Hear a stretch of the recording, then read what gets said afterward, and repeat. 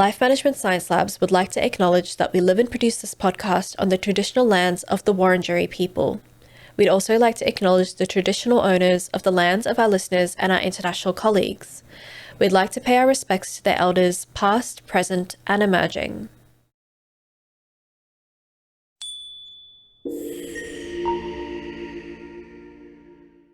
Hello and welcome to Self-Improvement Atlas, the personal science insight podcast produced by LMSL, the Life Management Science Labs. We are champions of life management science, providing structured insights informed by science and inspired by practice on key aspects of conscious living.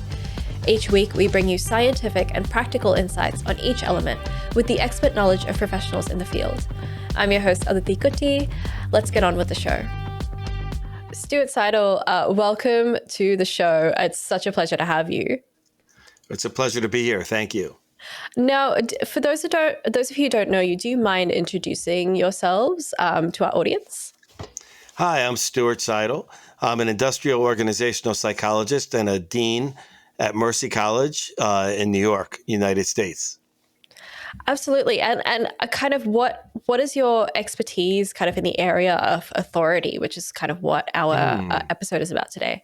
Sure. Well, as an industrial organizational psychologist, I've studied and written about leadership and also helped many managers understand the literature and how to apply it as managers. And in addition to being an academic, for many years, I've been coaching senior leaders in organizations to help them get to the next level. Right. So I guess today we're going to be talking about, democratic leadership versus autocratic leadership and the different styles of leadership there are. But before we go into that, I really wanted to just get to know you a little bit. Sure. I have a couple of questions for you in our segment called Have You Met Stuart Sidle? And are you ready? Are you happy to answer them? I'm ready. I'm happy. Fantastic. So what is your favorite book? I have so many favorite books, but if we're talking about leadership and coaching, the two books that I seem to use a lot with clients lately is one, a Marshall Goldsmith book called Triggers, Creating Behavior That Lasts and Becoming the Person You Want to Be. And also I seem to recommend to a lot of leaders struggling with change, a book called Switch, How to Change Things When Change is Hard by two brothers with the last name Heath. Right. And do you have a book that you read outside of leadership or the field of leadership? All the time. It's all sorts of novels and books, but I'm not sure what one of my favorite is right now. It all changes with mood and age. Yeah, I guess it's one of those things. What about a favorite movie? Well, one of my favorite movies, and I'm looking at a poster on my house right now, is called Singing in the Rain, the classic. When one of my sons was about 3, he became obsessed with that movie and would want to watch it over and over again and act it out. So that's probably the only movie I've ever really memorized the entire script because he would want to act it out all the time. So it's become a family favorite, Singing in the Rain with Gene Kelly. Right. Yeah, no, that's fantastic. That's a classic musical, I feel, that at least everyone has seen once in their life. Do you have a podcast that you've been listening to? There's a bunch. One that seems to come up a lot for me is Hidden Brain. Are you familiar with Hidden Brain? And it's sort of similar to a lot of work I do with managers. It's a podcast where the host takes psychological theories and helps people understand how the brain works and how we process information, and he'll look at different things such as the problems with being too empathic or how we make mistakes in our judgment. And he actually that's another book I just recently enjoyed. He turned his podcast into a book, and that was an excellent book, which focuses a lot on our biases in our thinking. Right. Yeah. Another one to add to the list on top of this podcast here. Do you have a famous role model that you've looked up to? A whole bunch for different things. One that comes to mind immediately is Barack Obama, the former president of the United States. I don't think he was a perfect president, but he actually inspired me. The first time I was a serious manager of a Department of Psychology, he was running for office, and he kept talking about no drama Obama. And so I was realizing a challenge with my department at the time was everything was over dramatic. Every crisis was turned into an explosion. Every disagreement was that person's head's going to explode. They're going to kill us. And I was realizing, gosh, maybe I should be more like Obama and reduce the level of drama. You can still be inspirational and charismatic and exciting without being over dramatic. And so from Obama, I took that shift, and it got me to sort of think of reducing the own drama in my department and still being exciting and energetic without without using over dramatic language. And that's something that he inspired me to do that. Yeah, that's fantastic. I think, yeah, he's been quite an inspiration, I think, over the past few decades for quite a lot of people in that respect. He manages to capture a lot of capture the imagination of a lot of people around the world, for sure. What about the last course that you've completed? Well, so after I did my PhD in industrial organizational psychology, I did a lot of courses, and I still do courses in getting certified in personality assessments, because I use personality assessments a lot in my coaching and in my teaching as a first step to help people have data to refer to versus me just telling them how they come across. So using 360 feedback tools and personality assessments, I've taken courses in that. But really something even better than all the courses I've taken, it's something that almost maybe the universe provides. But it seems like whenever I'm coaching somebody to help them through a problem, I start to realize I'm having a little bit of that problem too. So I kind of feel like each coaching session with a client almost becomes like a course. So it's been almost more powerful in a lot of my courses. I don't usually tell people when I'm coaching them that, like, oh, I could be getting along with my boss better too, or I could be giving more recognition. And so I start saying, if I only listen to the advice we come up with in these sessions, I'd be doing great. But many times I don't even think of something as a challenge or an opportunity until, especially happens when a manager, a senior manager, or CEO of a company says, I want you to work with this person because they're doing this and it's really stopping them. And then I start talking to them. I'm saying, I'm really learning from this process too. Yeah. So that's been some of my most powerful lessons. Yeah, no, that's really cool. I feel like the best kinds are when you get to teach, but also learning from the people that you're teaching as well is such a rewarding experience. It is. It's good. And I've done, other things in the self-help world, like the Landmark Forum. I really enjoyed that many years ago, Yeah. and other programs. Yeah, for sure. And a question that you asked me to ask you right before we started recording was, what's your favorite band? Oh, right. My favorite band is a new rock band called Robot Monster. You can find them on Robot Monster Music, and it gives me hope because rock and roll isn't dead. There's still young people making good rock music, and so I recommend going to Robot Monster Music. Yeah, I think rock and roll is making a bit of a comeback at the moment, which is great for the people who are fans of that over the past. Yeah, and I'm related to the drummer. Oh, fantastic. So that's another reason I like it. All right, we'll check it out. Robot Monster. Check it out. That's sure. a promo.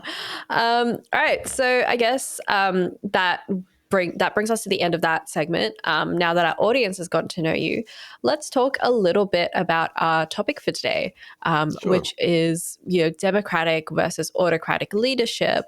I wanted to start out pretty broadly. Our podcast is about personal development. So I just want to ask you, how do you define personal development? Yeah, well, I think personal development is a very important part of a leader growing and doing well. And personal development is really looking inward and focusing on ways to grow or improve in some areas that are important to who you want to be. And it takes self-awareness. And I think that's one of the most important first steps to effective leadership is self-awareness. So I guess what do you find are the main challenges in personal development? Oh, there's many. So I'll start with what are in people's control, because you have the external environment. People would say there's something that's stopping them. But I think within our own selves, there's usually, I would categorize the barriers into two buckets, one being emotional and one being cognitive. So even if you're in a supportive environment and all the right ingredients are there, you have the best teachers, you have opportunity to do personal development, the way our bodies and minds operate sometimes work against us. So first we'll talk about emotions. So how emotions get in the way of personal development. Most of us want to avoid negative emotions. And personal development often brings up three negative emotions. One being shame. Maybe people feel too ashamed to be vulnerable or to develop. Maybe someone feels like they're so out of shape, they'd be embarrassed to go to the gym, or they've done such horrible things in some of their relationships in the workplace that no one will take them seriously, or they don't deserve to even try to come across. Maybe they feel like they'd be phony if they were trying to be kind to others or collaborate effectively because they have so much shame about the way they've treated people or somebody in the past. Another negative emotion that people want to avoid is stress. And personal development takes time. And many of us, our big stress at work is I have too much time. Too many things to do, and I need to think about my development when my schedule opens up, and it never usually does. And usually, when people are stressed, that's when they need it the most. So they often feel like they don't have the time to do the real job. When do they have time to do personal development? And then finally, a negative emotion that people have around personal development that gets in the way is fear. And it's not fear of success. It's two types of fear. The first fear is the fear of coming across as incompetent. So many of us, especially successful leaders, are used to coming across as smart and successful. And to do personal development, you have to try something new where you may not be good. You asked me about courses before. I forgot to tell you I'm taking Spanish courses right now. and even though I'm a dean, I'm a professor, over 20 years of teaching experience, I've taken very difficult classes. I still can be a nervous student or feel embarrassed. I have 26-year-old teachers, and I feel like, ooh, they're going to think I made a mistake in the homework. I'm going to look incompetent. Or the other fear, besides looking incompetent, is many times people fear a change in relationships. Sometimes people feel like if they make a change, that somebody they care about will reject them. No longer the cool person. They're no longer part of the group. So maybe there's a certain group at work. You're going to develop a certain talent that others will see as, oh, you're joining the dark side. Like, for example, in academics, if you want to sort of learn how to be an administrator, your colleagues will say to you, you're joining the dark side. And maybe some people will stop wanting to be your friend because now you're no longer one of the faculty, but you want to be one of the administrators. So that's the emotional side. The other bucket that's a barrier to personal development is the cognitive side. The way our brains are wired works against growth and change sometimes.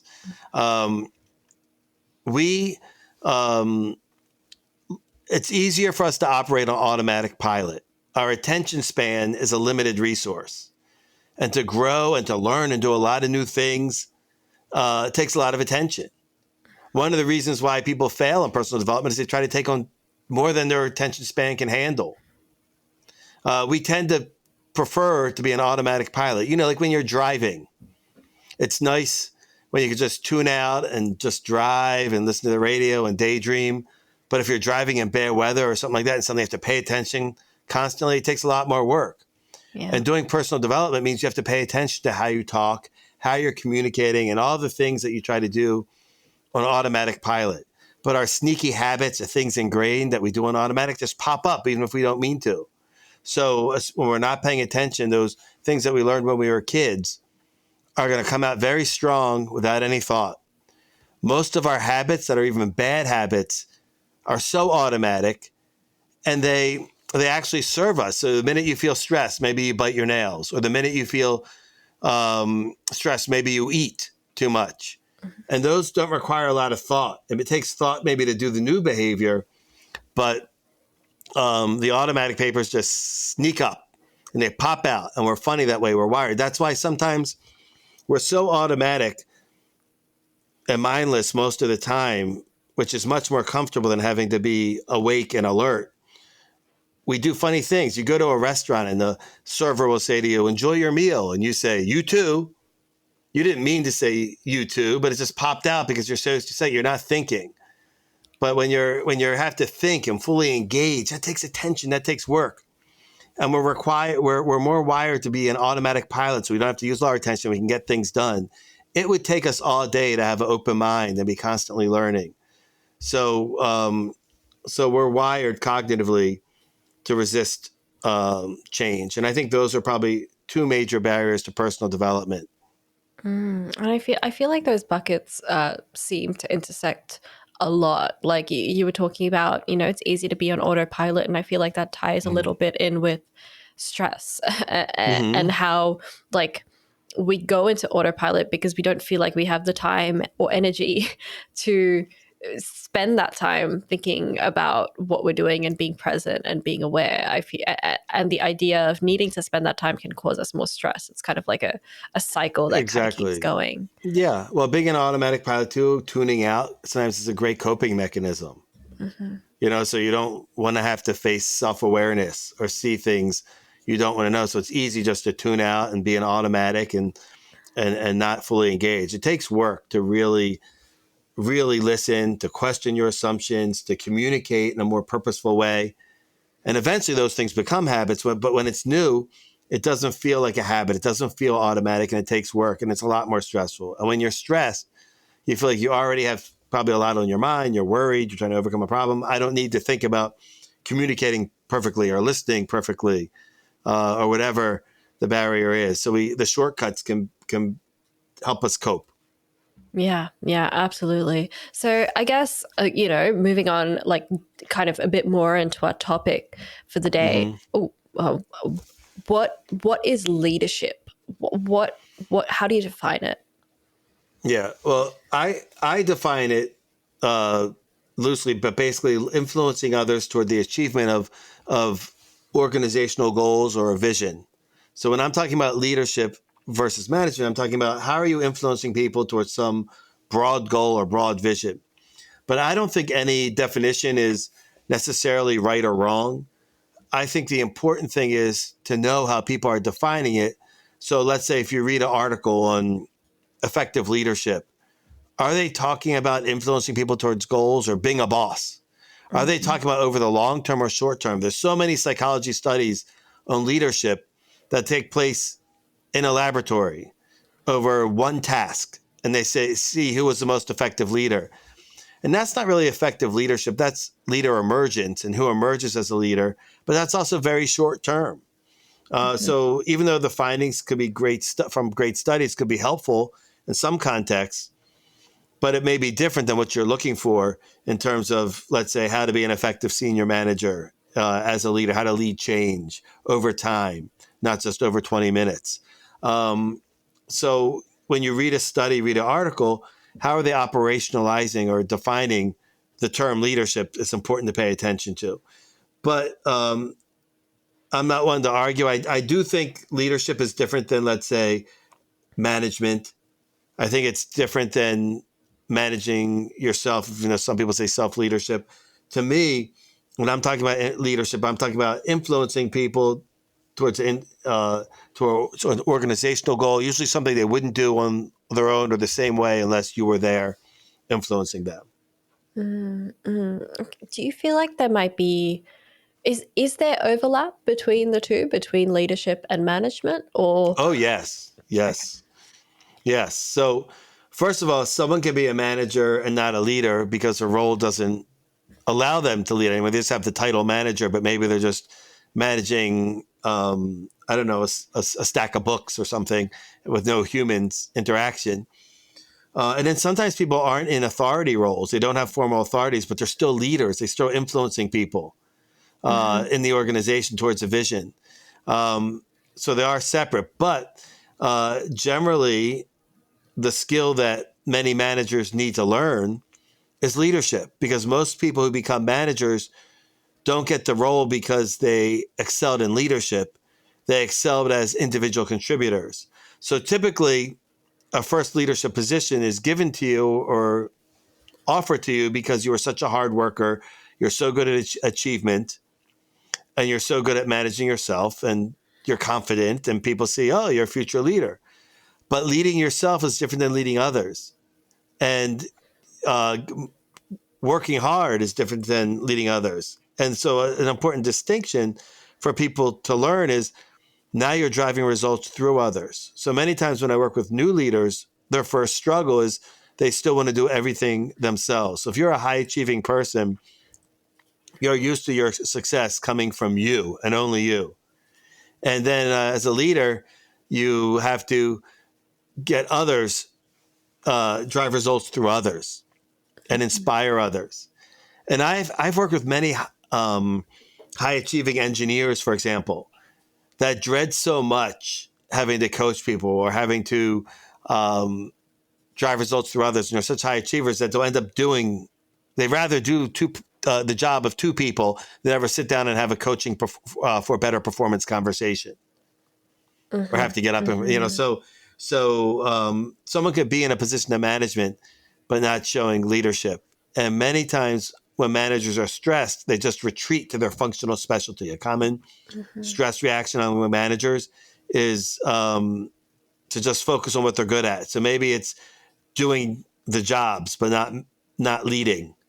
So they'll retreat and hide from it. So many organizations may have many managers, but they oftentimes are still struggling with managers who can actually lead and inspire and actually be transformative as leaders.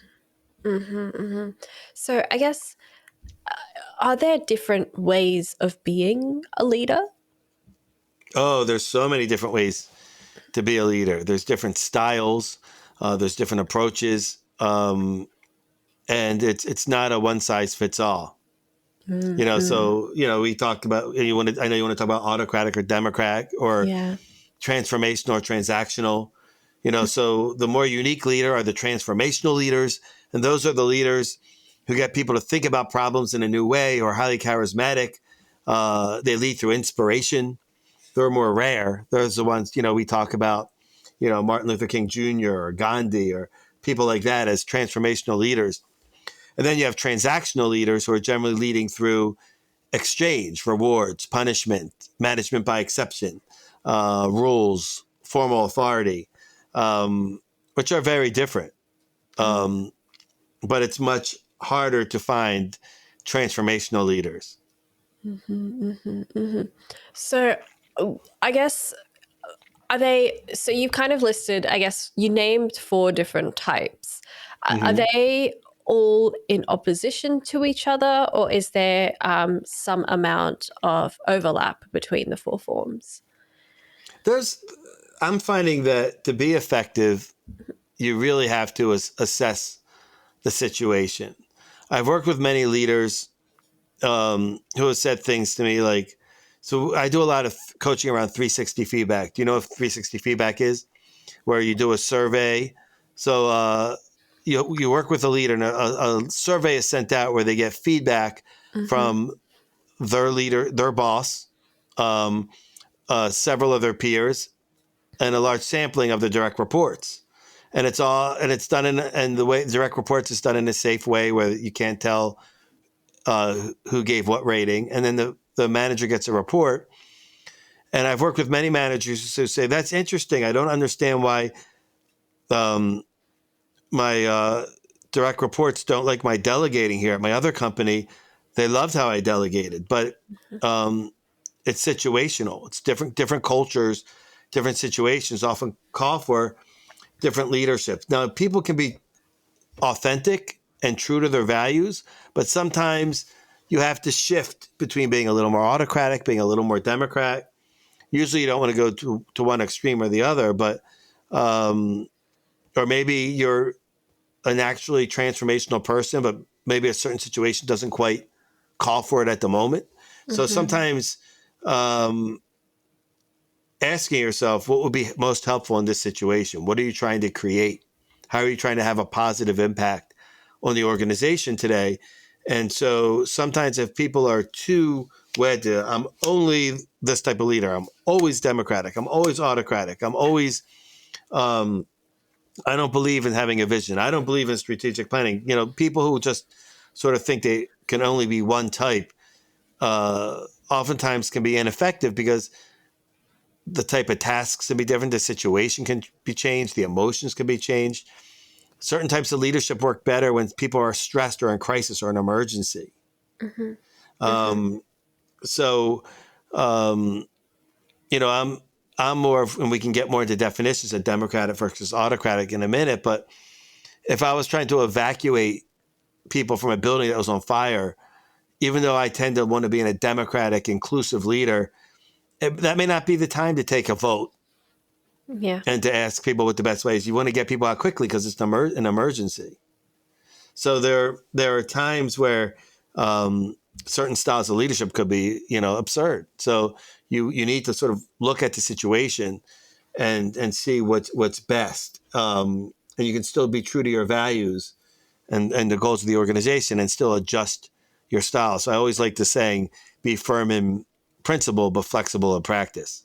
Yeah. Yeah, absolutely. Yeah, that makes a lot of sense. And I think Mm-hmm. to deep dive into, you mentioned that we'll look into what exactly they are. Mm-hmm. What is an autocratic leadership style, and what does it look like? Because I think Yeah, you can define it, but then you want to know how it actually manifests. I feel like they can be two correct. different Because things. yes, and I know many autocratic leaders who don't know they're autocrats. They think they're Democrats. Yeah. There's many leaders who say my door is always open, but never. So an autocratic leader essentially is one who allows little or no input from group members or honest input. So you have some Mhm. leaders who think they're democratic because they allow fake input or they'll input from the people that will tell them what they want to hear. So you're still an autocrat if you're really controlling the type of input you receive. So in autocratic leadership organizations, you see one or two leaders who control all the decisions, and nobody else is really empowered. And the way it often looks like to me as a coach, as a consultant, is you go in that organization and you'll hear things like from the top leadership, nothing seems to get done unless I'm here watching over. Or you watch the team talk to the leader and none of the team members are talking to each other. They're all talking through each other to the leader. They're leader centric. So in other words, all the communication seems to be directed at the leader because the political nature of a effective autocratic organization is the way you move up, the way you succeed is to make a positive impression on the leader, nobody else. So you see less creativity, you see less collaboration, um, you see major gaps in leadership succession. One thing that I find interesting that creates a lot of work for me as an industrial psychologist is autocratic organizations usually have very few people waiting in the wings ready to take on leadership because the autocrats make all the decisions. So the mid-level management doesn't get a lot of experience making decisions. So you tend to see an organization where you have senior leadership saying, gosh, when we retire, we're going to have to hire from the outside. We have no people ready for senior leadership positions. And that's in large companies, even in restaurants. You see in little restaurants, you'll see sometimes the owner not letting anyone near the cash register, not doing anything, letting anyone but his or herself do things. So if they're not standing over everything, nothing gets done right. People are too nervous. People don't learn. They don't feel empowered. They become helpless.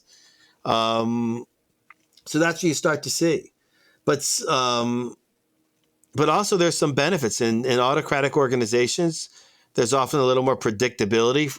Employees can predict what will be acceptable, what's going to happen, when the leader is serious. They start to learn when the leader says something, what's going to happen. Do they tend to keep their word? Do they tend will the leadership be offering situations where if you ignore it long enough, it'll go away? You start to learn and predict because all the leadership comes from one or two people. So it makes things very predictable. Also, it may work in certain cultures. There's many cultures that are uncomfortable with overly democratic leaders, not just organizational cultures, but national cultures. So I do a lot of organizational development work. And sometimes organizational development professionals from countries like the United States or Australia, where are more individualistic and power distance between leaders of ours tends to be low. When we do an intervention or an icebreaker, we treat everyone equally in the room, even though we know certain people are authority figures. But you go to a nation with greater power distance, such as China or Russia or South American countries, people may be uncomfortable if you're treating everybody the same and don't necessarily want to give their input or be equal to the boss or the senior people in the room. So it may not work. So there are times where you may need to be more autocratic to be effective if that's what the culture calls for. However, generally, autocratic cultures work against authentic teamwork, work against creativity, and work against just really helpful collaboration and leadership development in terms of succession development. Because when leadership is too autocratic, the mid-level management does not get the experience having to make decisions that matter, because they know every decision they make is going to be rethought through by someone above them, so they don't really have to own their decisions. So it's a safety net. And then eventually they just learn to be very passive and not sort of that worried about making decisions. They're focused more on making sure they're not upsetting the top bosses. Right, right. Yeah, for sure. And I think that's an interesting way of looking at it as well. Here at LMSL, we're a global workplace ourselves. So the difference in culture can sometimes change the way that they need to be guided. I'm sure we're not the only ones. I know post-pandemic, there's been a lot of more global workplaces as well, and interesting challenges that arise from that, for sure. Yes, yes. And there's definite differences in workplace cultures and how people are even affected by their boss. So for example, we could take things like take autocratic up a notch and make it a bullying, tyrannical autocratic boss. Nobody likes working for a tyrant, a bully, someone who humiliates them and teases them. But I tell you, employees in Australia, United States are going to dislike it just like people who in Singapore or China would. However, in the research, it will definitely be more depressing and more upsetting to people from places like Scandinavia, United States, Australia, because part of what is your identity, what is your expectation around power distance. So even if you're from a culture where your work, like an individualistic culture like Australia or United States, your work is often a real central part of your identity. In some other cultures, your actual job is less central to your identity. So therefore, even though if it's not essential to your identity and you have a horrible tyrannical boss, you may say, well, that's my work. That's my work life. That's not me. My boss is upset with me. But if your work is your identity and you feel like you're always upsetting your boss and failing because of that, that's more likely to make you feel depressed or despair in an individualistic culture like Australia or the United States. Yeah, for sure. So there's a difference between autocratic and tyrannical. Correct. So there are many benevolent dictators. You can be an autocrat and not be a bully. So there's many autocrats who are gentle and sweet. They just make all the decisions. They may do it on a smile with their face. And sometimes it is the benevolent thing to be an autocrat. For example, sometimes there's the right thing to do, but it may not be the majority opinion. Maybe you're leading a large group of people who think it's okay to treat or be disrespectful to a minority group or to employees of a different gender or to engage in behaviors inappropriate. Sometimes as a leader, you can't say, let's take a vote and say, should we loosen the rules on sexual harassment or something like that? So in this case, so certain things you need to be an autocrat and say, no, this is not going to be tolerated. So sometimes as a leader, you have to stand up for what's right, even if may not be the majority opinion in a certain situation. Yeah, absolutely. So I guess that's autocratic leadership. How do you define democratic leadership, and what does that look like? Yeah, so democratic leadership is where team members participate actively in the decision-making process, where you have an idea. Perhaps the top leader has an idea. He brings it out to the team, and the team gives input, and then the decision and program, after trying to get buy-in from people, is adjusted based on the feedback and the input, the needs, and the suggestions of many other leaders in the organization.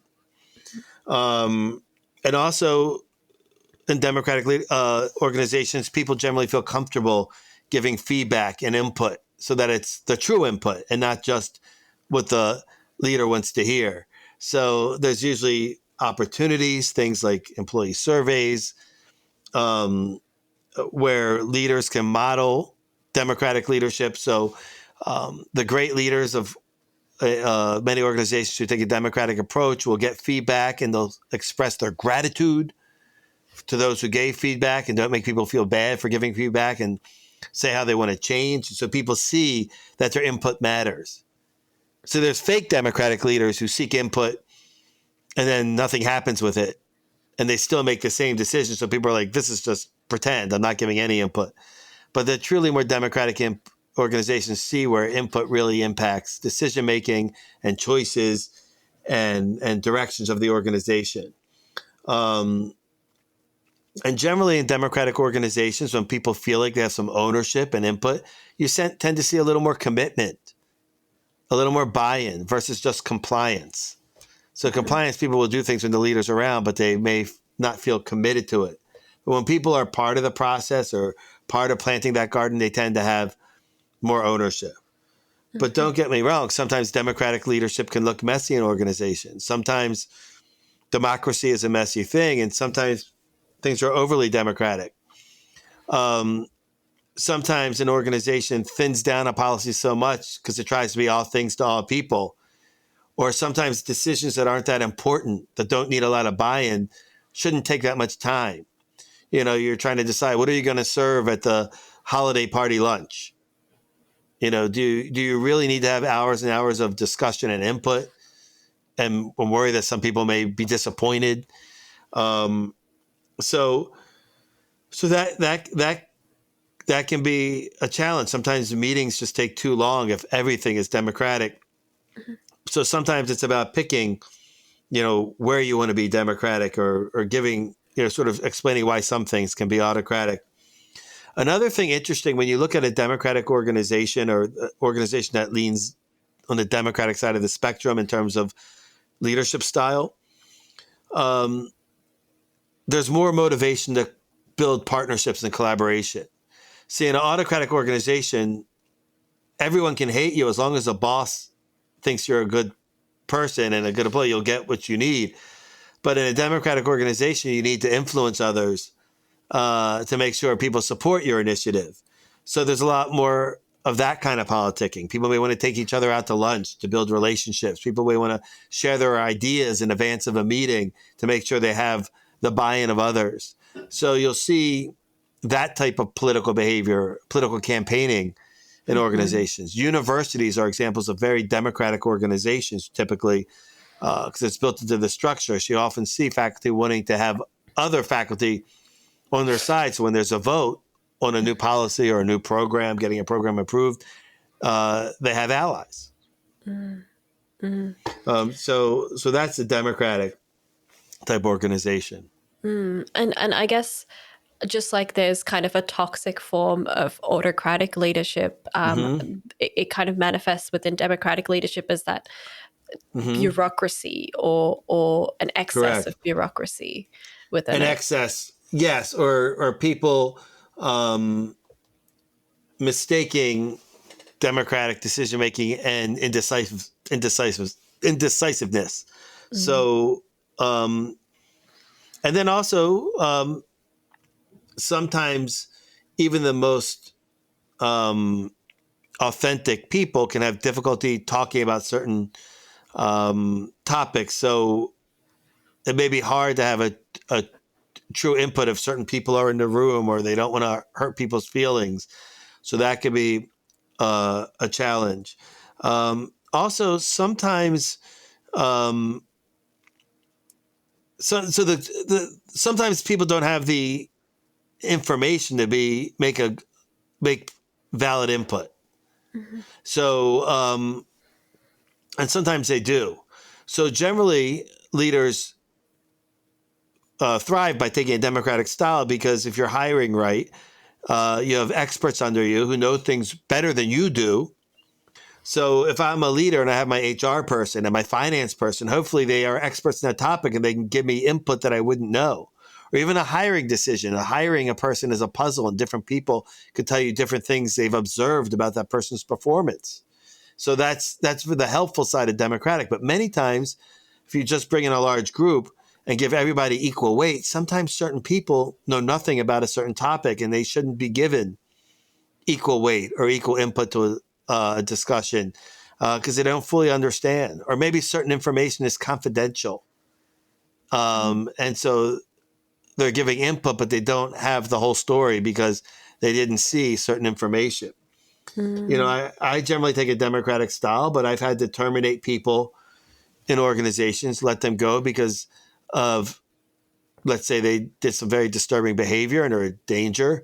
But you can't just announce that to the company. You have to respect confidentiality of many of these things. And so someone may say, well, why did you get the input of that person's peers and management? How, we like this person, and you can't usually just send out a company email saying, this person did these terrible things at work, made these threats, has these problems.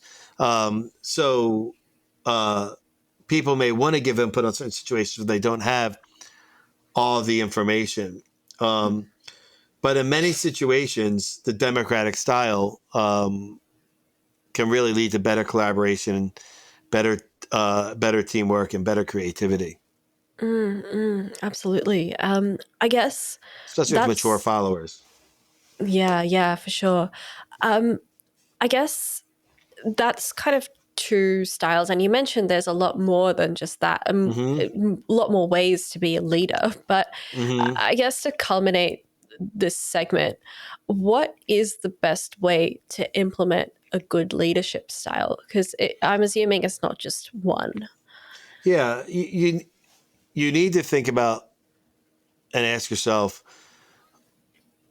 what good are you trying to create, and and what do you want to make happen, and then look at the situation and say, how can I meet people part of the way to get them there? So if you only try to be the style you like, um, it's not going to be effective.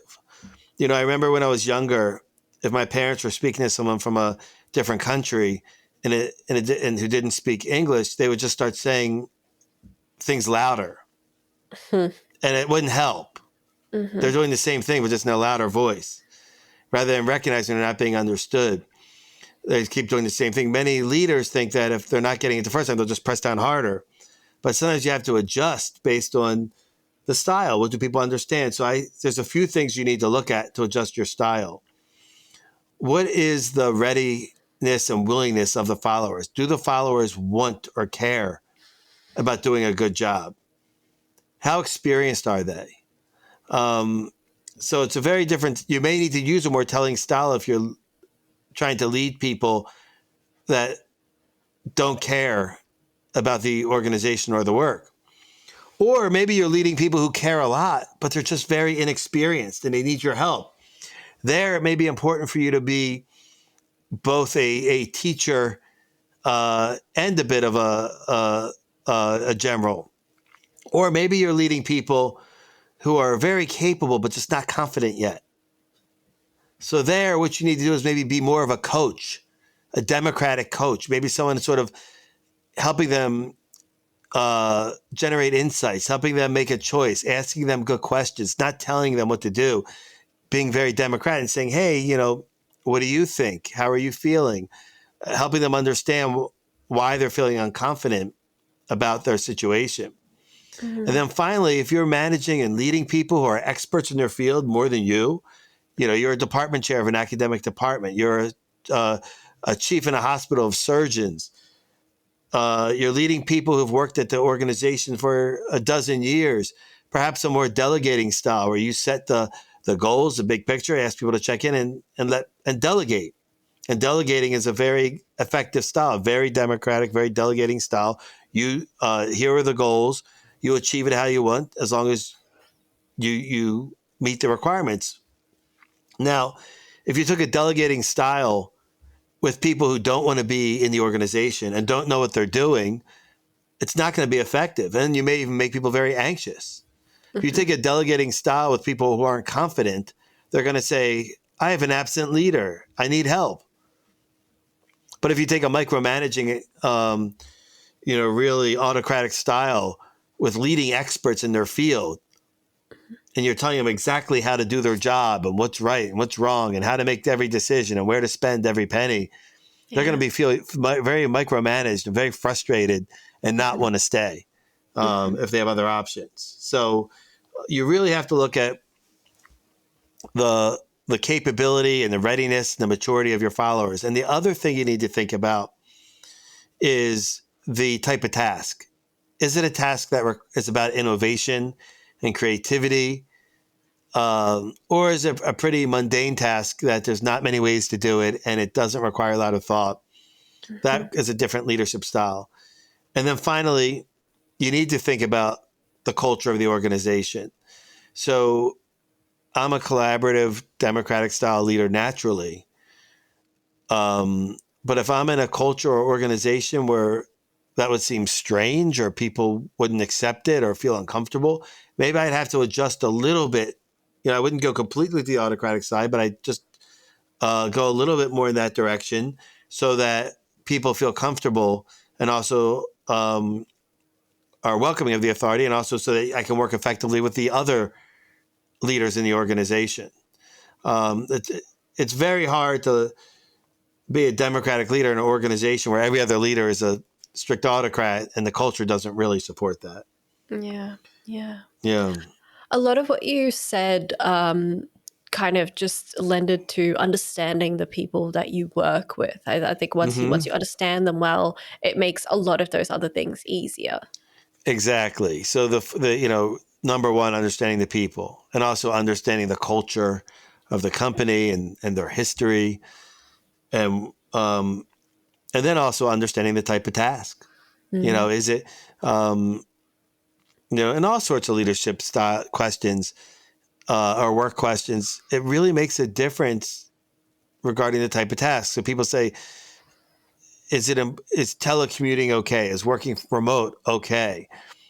Well, once again, how remote you can be, often the question is how much is spontaneous interaction part of the necessary aspect related to innovation. What is a job? Who are the people? So knowing the people, knowing the culture, knowing the task are all really important ingredients to choosing the appropriate leadership style. For sure.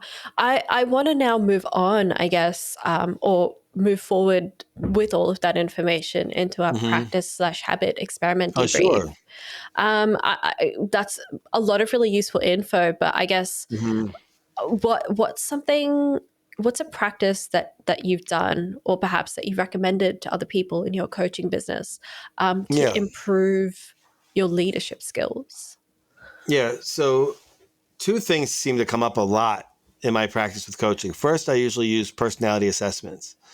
And I really like personality assessments that are verifiable in court, that are workplace related, that don't get into psychopathology, but ones that help reveal people's what we call their dark side. Like, for example, the Hogan Personality Inventory, which is called the Hogan Development Survey, gets at people's dark side personality traits. These are traits that that come out under stress. So making leaders aware of their derailers under stress. So it's very easy to say, I'm going to be a democratic leader, or I'm going to be a transformational leader. And just like many personal growth things, when we're stressed, instead of being our ideal self, our dark side comes out. And usually there are strengths turned upside down. Maybe you're a very diligent person, but under stress, you're not just diligent, but you're a control freak. Or maybe you're a passionate, excited person that can really get people excited around you. But when you're stressed, the excitability becomes volatility, and you start screaming and yelling and get easily disappointed and upset. Or maybe you're a quiet person and a thoughtful person, but when you're stressed, you become so reserved and withdrawn. Do you stop communicating completely? Or maybe you're so committed to the organization, so dutiful that when you're stressed, everything becomes about pleasing your leader. You'll never go to bat for your team. So, in other words, making people aware of their triggers under stress and what they're becoming. And therefore, so the two practices associated with that is, once I make leaders more self-aware of their derailing tendencies, to teach them why those are harmful, help them see that it has where it comes up in their work, but also most importantly is helping them manage their stress. Because if they can keep their stress under control, it makes it much easier for them to keep their derailers under control, their dark side under control. So helping them figure out how can they best cope with their stressful situation. I mean, for me, sometimes it's simply taking a deep breath before a meeting, a difficult conversation, or closing my eyes and counting backwards by 3 before I start speaking. And so that I can be my best self versus my derailers that could emerge in a stressful conversation. And I often try to encourage leaders to do that, to maybe take a breath or do some sort of practice where they can get back to being their best selves. And if they see that the derailers are coming up, sort of notice, are their muscles tense? Are they stressed? Can they relax just a little bit so they can get back to being the type of leader they want to be, that they're trying to grow to be? So that's one type of practice. The other practice, at the very beginning, I mentioned the book Triggers by Marshall Goldsmith. And in that practice, he has a much more elaborate version. I adapted it a bit. When I work with coaching clients, I sometimes ask them, based on the behavior they're trying to change, to ask themselves questions at the end of each workday related to what they're doing. So maybe they want to show more appreciation and recognition for those that they manage, and to create a more positive work environment. Maybe they have a reputation for having a negative disposition. So I'll ask them at the end of the day, I want you to rate yourself in the answer to this question. Did I do my best to show appreciation of those who supported me today? So I didn't say, did I show appreciation for those who supported myself today? I'll say, did I do my best? So that way, because maybe everyone, you were by yourself all day, so it wasn't possible. Or maybe it was a very difficult day and what you did was your best. So it's not yes or no. It's about the journey. It's about each and every day. Did you do your best? Did I do my best to eat healthy today? Did I do my best to say something positive to my children today, or make them feel good about themselves? Did I do my best to set clear, specific goals in the morning? Did I do my best to incorporate some exercise into my day? And at the end of the day, having just a few questions, could be one question, probably about 6. Marshall Goldsmith in his books, he does 26 and hires someone to read them to him, but that's a bit much for me. But if people had just a couple of questions, a few questions at the end of each workday related to what they're trying to transform, it makes you maybe want to avoid asking the questions, but it really keeps you on task, and also makes it more fun. Because if you're only focused on the future outcome and this thing that's going to happen in a few years, it can be overwhelming. You may feel like you're never going to get there. But if you can focus on enjoying and appreciating the small steps along the way, eventually you get there. But also, you have a happier existence because each day you're sort of giving yourself permission. Did I do my best? Did I do my best in that one area? And it's not as focused on the end result, but it's on the journey. And I think that sets you up for a happier life and also for success. So, did I do my best today at setting clear, specific goals? Did I do my best today at showing appreciation for those who supported me? Did I do my best at listening and staying engaged at Zoom meetings today? And I may say those were horrible meetings. I didn't have opportunities, but I still did my best. Mm-hmm. I didn't touch my phone once during the Zoom meeting. Yeah, for sure. I think, Mm-hmm. when you phrase it as did I do my best, it also gives you an opportunity to acknowledge some of the things that maybe made it hard for you to not do it as well as you might have on other days, for example. Exactly. Mm. And it's also forcing you to reflect and not give up. I kind of feel like when people are only just focused on did they achieve the end result by now, or they give up because they say they're never going to get there, Yeah, and for we give sure. up. And that's why the gyms are open in February after New Year's Eve, because people say, okay, I didn't lose 10 pounds. I failed. I give up. Yeah. Yeah, for sure, for sure. Um, are there any challenges with this practice? You already mentioned that some people might not want to do it every day. Hmm. What do you feel that people struggle when they're asking themselves these questions? Well, one, actually doing it and not giving up, or um, and not having to face the truth and seeing their report card, knowing that they're going to have bad scores, um, being hard on themselves. Most of the people I work with have had success in their life, and maybe it's the first time they're struggling because they were really hard workers. They got to a leadership position, and now maybe they're struggling in terms of adapting to a new CEO, or maybe they're struggling in getting a team to work, and it's really upsetting because they've always done so well in so many things, and so um, they may want to avoid it. Um, many times we want to avoid facing the hard truths and just retreat and just say, okay, I'm not going to worry about it, or just focus on blaming others, or say, I don't care anymore about becoming a better leader of this team because I just want to quit the company and it won't matter. Mhm. But, it's also a great teacher because even if you are going to eventually leave the organization, you'll probably get to your next place more effectively if you're in a better place and not in total despair.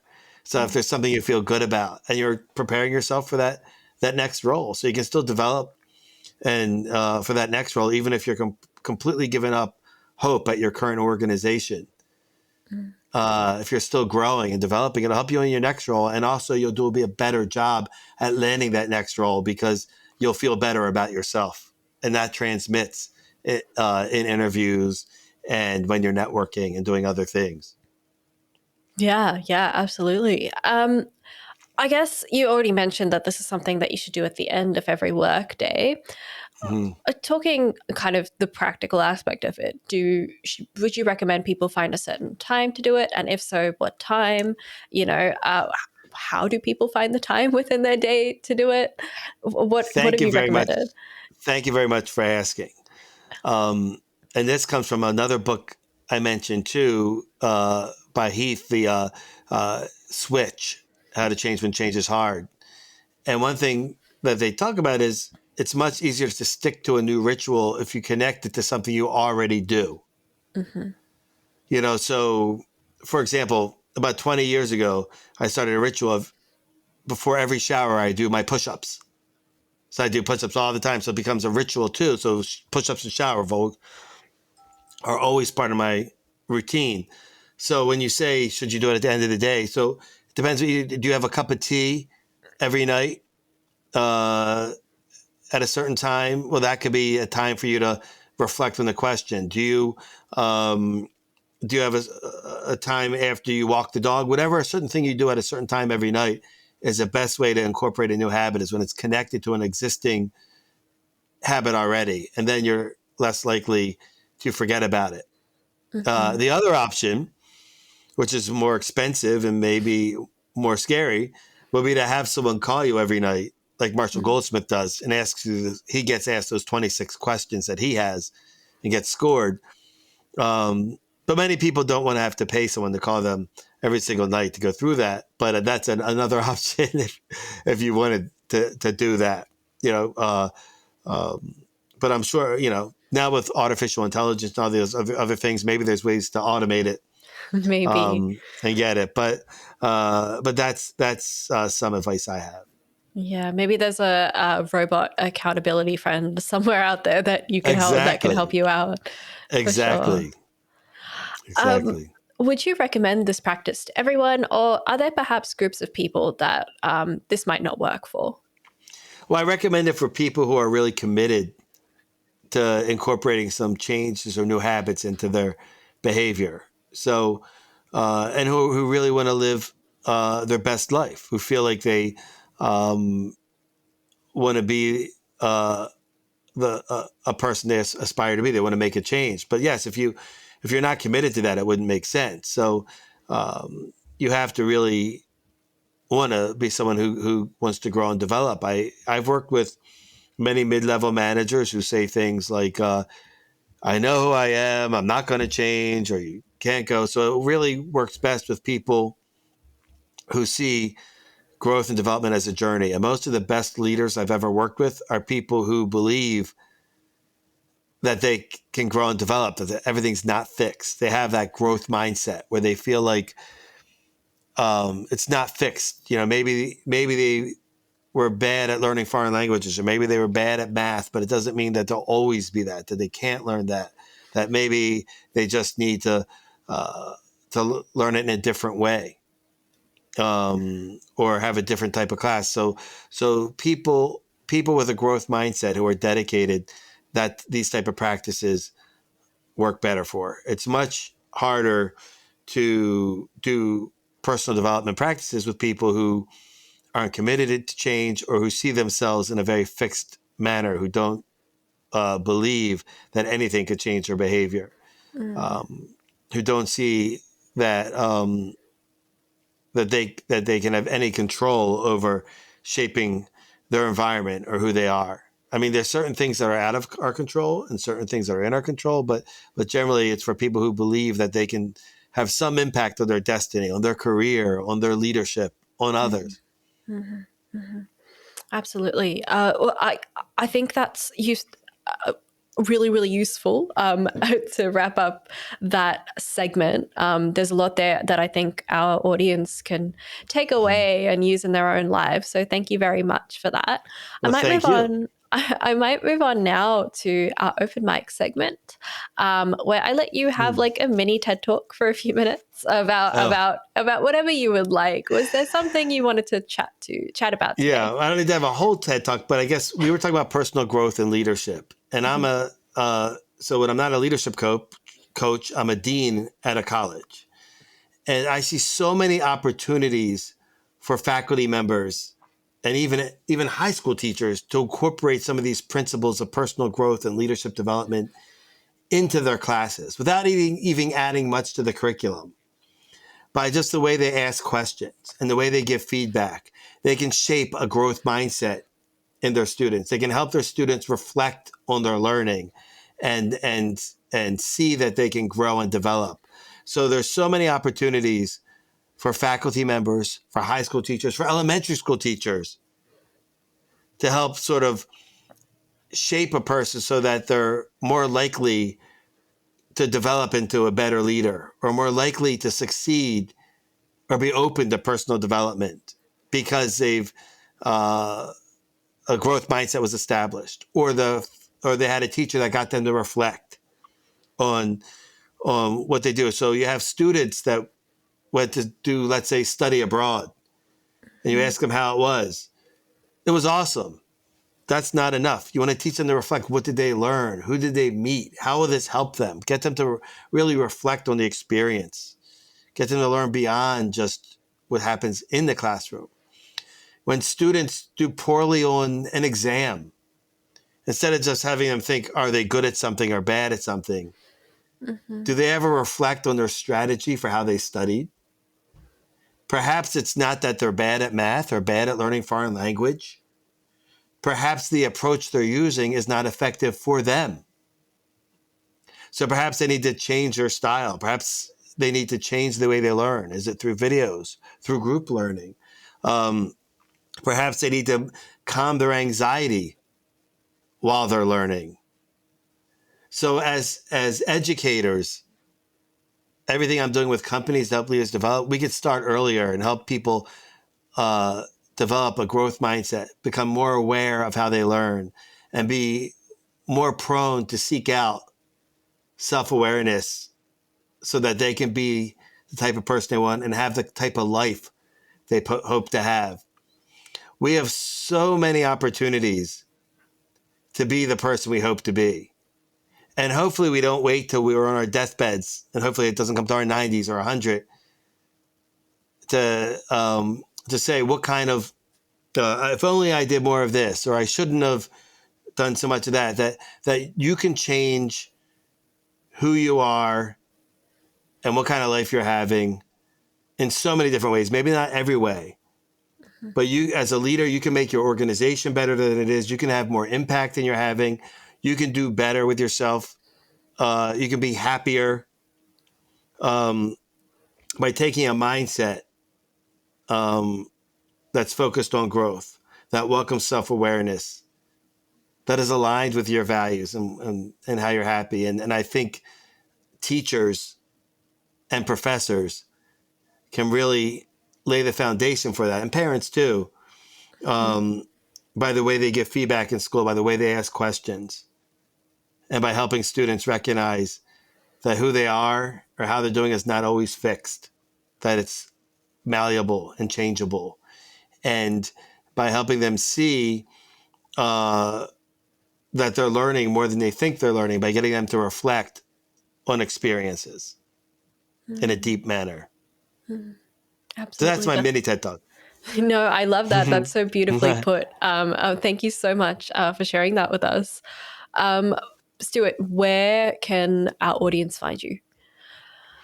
Well, you can find me at Mercy College on their website. You could also find me on LinkedIn. But I think the easiest way to find me is on the Mercy website, or which I think I provided in the bio for the podcast. Yes. It should be in the show notes below so people can check it out in the description or in the notes for sure. Exactly. Yeah. Thank you so much for joining me on the show today. I've had such a great time. I feel like I've learned so much just sitting here at the moment. Well, thank you so much. I really appreciate being here. And I wish you the best in this podcast series. Take care. Thank you so much. Thank you. You've been listening to Self-Improvement Atlas, the personal science insights podcast produced by LMSL, the Life Management Science Labs. For more episodes like this from 10 different life management perspectives, search LMSL on YouTube, Apple Podcasts, Google Podcasts, and Spotify, or wherever you get your podcasts, so you can get updated on everything we have to offer. We have a wide range of topics readily available for you to check out. If you enjoyed this episode, please consider rating our show, sharing it, and subscribing to our channel, as it helps us grow and bring you more quality resources. More of our work can also be found on our website at pe.lmsl.net, where you can join our movement. I'm Aditi Kutty. Thanks for tuning in.